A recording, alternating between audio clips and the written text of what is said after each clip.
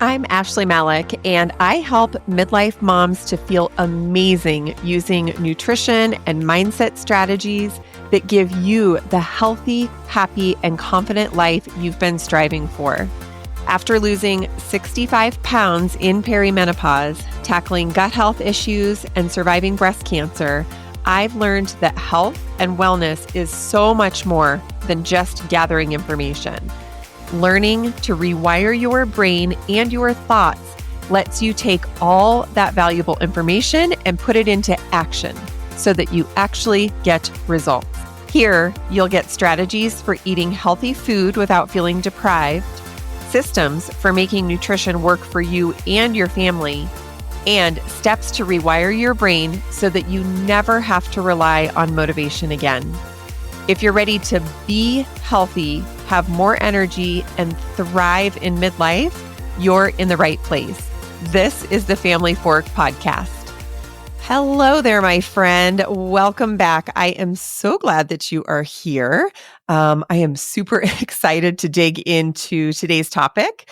So, in the previous episode, we talked all about the strategy for losing weight in perimenopause, like the nuts and bolts of actually getting it done.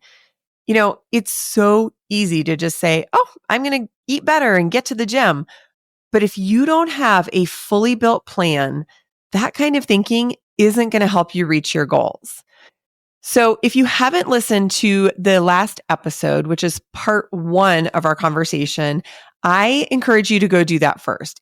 Once you know exactly what you're doing with your nutrition and fitness, which is in the last episode, it's now time to shift your focus to how you're going to get it done. And doesn't mean planning in your calendar or actually joining a gym. The how has everything to do with learning how to manage your brain. Believe it or not, your brain thoughts and feelings are the primary driver in your weight loss success or your weight loss failure. So if things are off, it's unlikely that you'll hit your goals. But the good news is that you can do something about it. And that is what we're talking about today. As with many of my episodes, I want you to take some notes because you'll get a lot more from this conversation if you do some journaling and brainstorming while you listen. Taking these concepts and applying them to your life is really how you're going to make progress.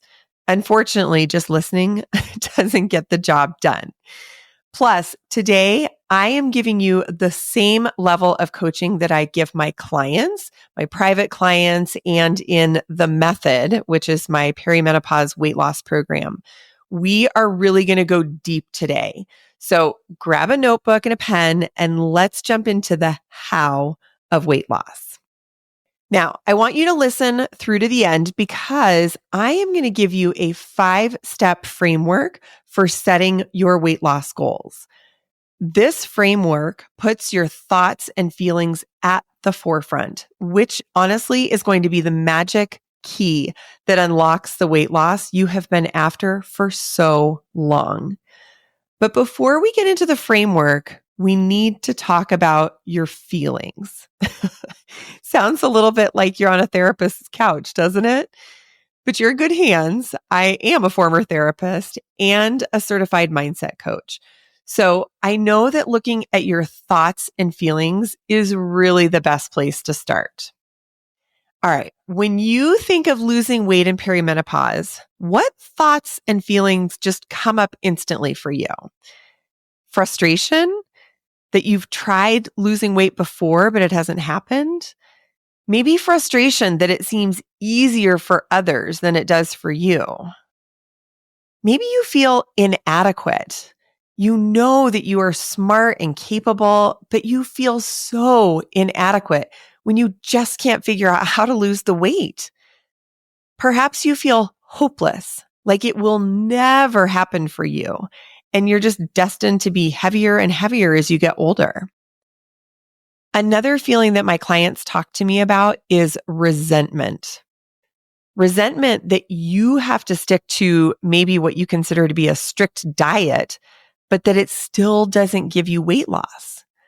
Or resentment that you cook a special meal for yourself every night, which is supposed to help you with your weight loss, but then you have to cook a separate meal for your family too. Now is a great time for you to jot down some of the feelings and some of the thoughts that you have when you think about trying to lose weight.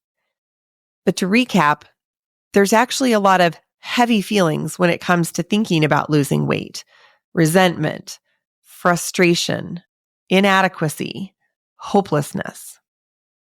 Now, look at those feelings that we just listed off and ask yourself, when I'm feeling resentful or inadequate, what do I do? Do you feel like clearing your pantry of highly processed foods? Do you get excited about a new workout that might be kind of hard and challenging? No, no, you don't. When you feel resentful or inadequate, you shut down, you quit, you give up. Oof, right? If you're honest with yourself, you can see that feelings like this might lead you to give up or not even get started at all on your weight loss journey. I don't want you to feel badly because your brain is wired to do this. Believe it or not, your brain is positive that it is protecting you. Your primal brain is wired to look for predictability and safety. Thousands of years ago, safety and predictability were the only ways to stay alive. So, of course, your brain thinks that those are the only things that matter. But when we fast forward to today, we know that only staying where things are safe and predictable often just leaves us stuck exactly where we are. Like in this case, wanting to remain safe and predictable leaves us overweight and continuing to believe that we will never lose weight in perimenopause. If we stay with safe and predictable, we don't feel super motivated to go to the gym, right? We talked about this in the last episode. When you go to the gym for the first time in a while or ever, nothing about it feels safe or predictable. You're unsure if you'll know how to use the weights or the machines. And you don't want to risk looking foolish because that doesn't feel very safe.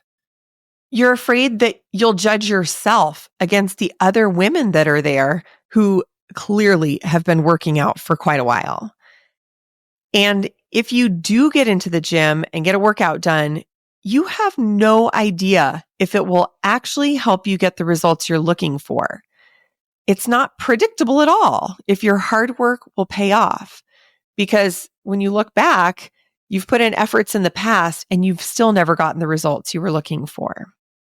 Thousands of years ago, safe and predictable was about staying alive. And that was okay. But today, safe and predictable is about avoiding painful feelings like wasted effort, failure, embarrassment, rejection. And when our brain is feeding us thoughts and stories just so that we can avoid failure and embarrassment, well, the end result is that we shut down, we quit, or we don't even get started in the first place. So hopefully you can see why it's important to look at our thoughts and feelings around perimenopause weight loss, because our success is not tied to what we eat or how we work out. Sure, it helps, but our success is precisely tied to how we feel and what our thoughts are telling us. So if you haven't already, I want you to take some time now to write down your thoughts and feelings about weight loss. And I want you to track through them. See if they eventually lead you to recognize that you are trying to avoid feelings of embarrassment, failure, shame, or rejection. And if this feels hard, like a hard exercise, I want you to know that this is an area where coaching can be extremely valuable. Like I said, this is the kind of coaching I provide in the method, which is my weight loss program for women in perimenopause. You see, sometimes our thoughts and feelings feel so true, like they feel like truth, even if they're not. But coaching can help you see a different perspective that can shift your beliefs and ultimately shift your results. And isn't that what we're after? I have helped so many women change their perspective around weight loss that they've gone on to lose 15, 20, 30 pounds and more, even when they had tried a million times unsuccessfully to lose weight before. Okay, now we're going to switch gears. Once you have that awareness around your thoughts and your feelings, you can use that information to create a mindset framework for your weight loss journey, one that will actually help you lose weight in perimenopause. No, really, I mean it. So let's build your framework. And I'm going to give you 5 steps to do this. But again, you are definitely going to want to take some notes here. All right, step number 1. What is your goal and what else could it look like? Let me say that again, because you expect the part of like, what is your goal? But I also want you to consider what else could that look like? If you are wanting to lose weight, your brain just sort of automatically goes to a number on the scale, like, well, I want to lose 25 pounds, and you make that your goal. It's really good to have a target, but what if you don't hit it despite all of your hard work? Does that mean that you failed? Does that mean that you'll never figure it out? I mean, maybe you lose 17 pounds instead of 25. I don't know about you, but personally, I don't consider that a failure. But what else could your goal look like that still relates to weight loss? Maybe you give yourself a goal to work out consistently, say 4 days a week. Or you give yourself a goal to not eat refined sugar for 30 days straight. These 2 goals are actually going to help you get to your bigger weight loss goal. But unlike a number on the scale, which you don't really have control over, these are goals that you can have direct impact on. And instead of feeling embarrassed or inadequate for not hitting your scale goal, you can actually feel pride for achieving your goals of consistency and commitment. Pretty cool, right? All right, step number 2. Now, you might roll your eyes at this one because I know I do, so it's okay. But you need to figure out your why. Now, hold on, stay with me. Before you skip this one, let's look at it a little bit differently, and you will see why it's so important. Let's say your why for losing weight is so that you can fit into shorts that don't go over your knees.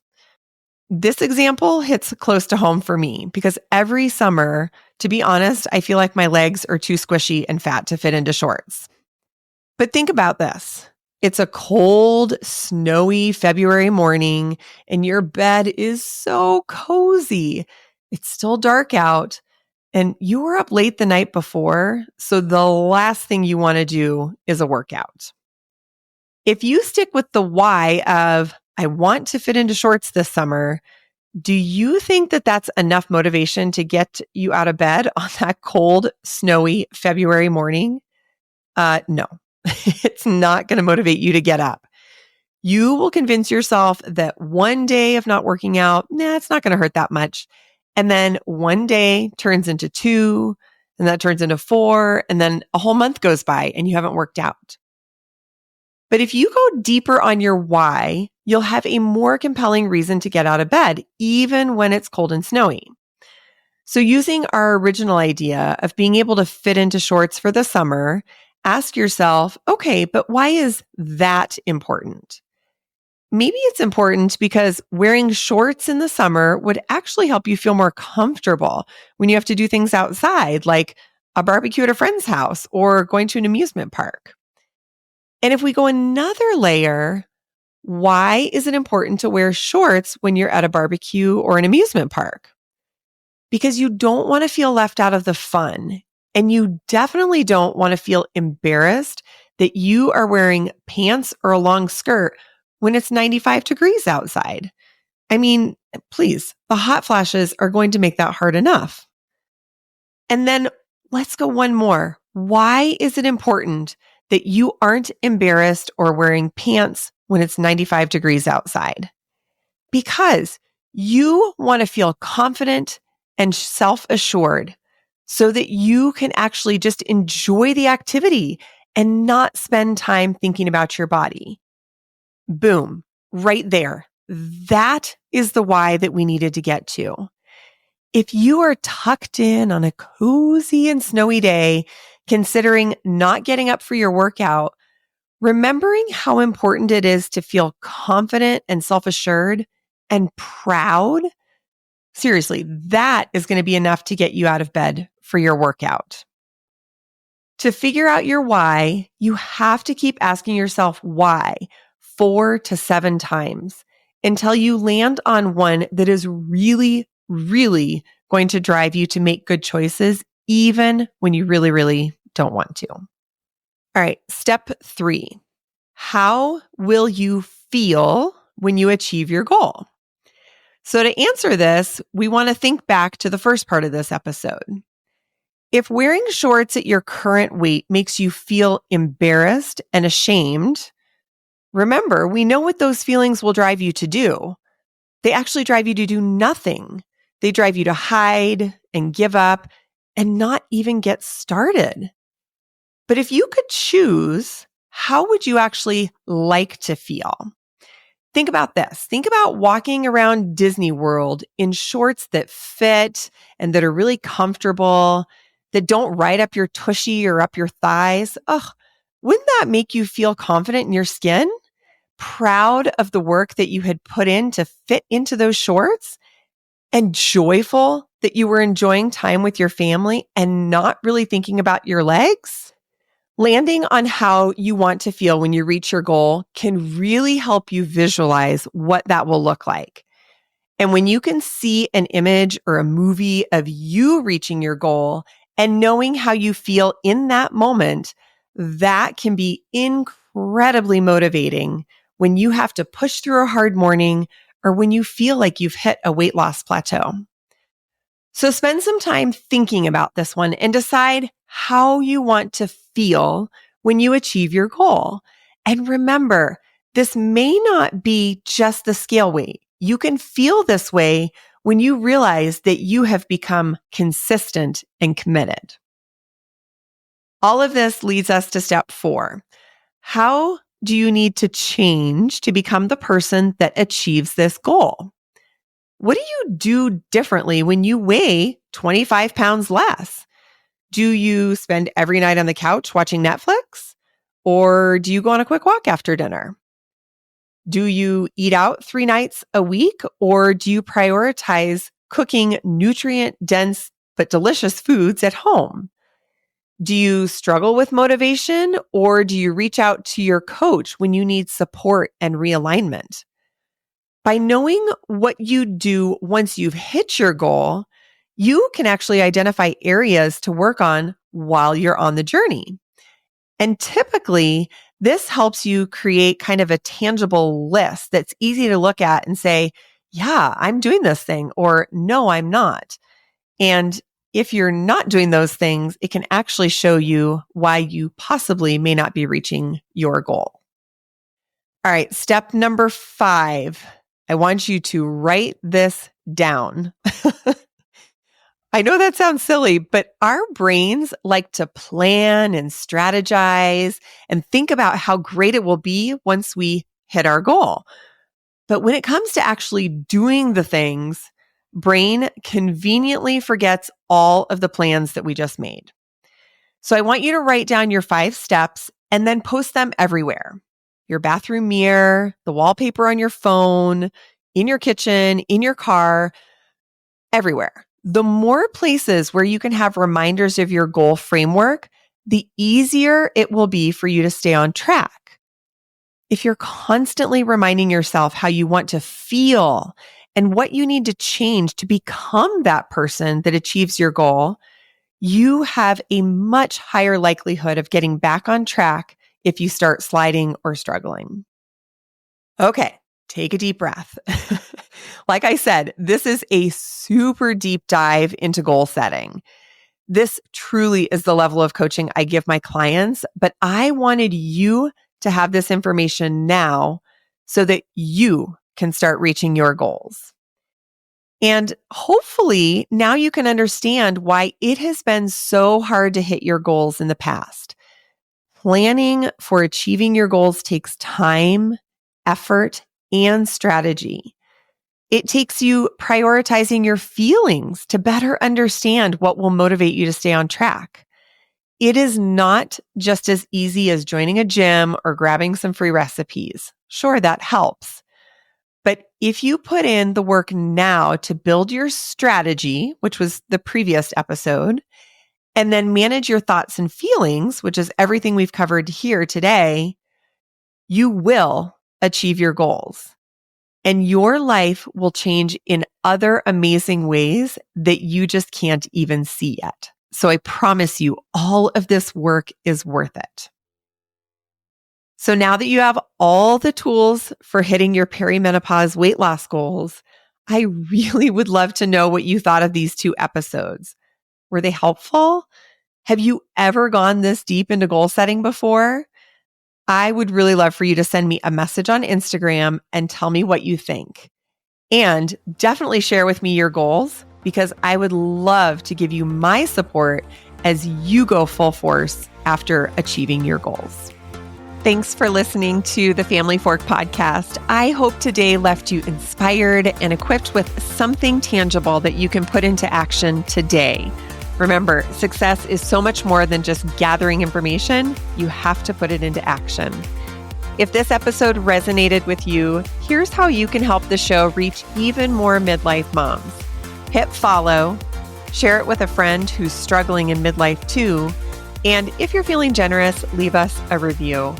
Your thoughtful review helps other listeners discover these conversations when they need them the most. This show has become even more than I could have imagined, and it's because of loyal listeners like you who show up and share. You are helping to build this community and movement that will inspire midlife moms for years to come. For show notes, links, and resources, head to ashleymalik.com/podcast. Keep striving for the healthy, energized life that you deserve.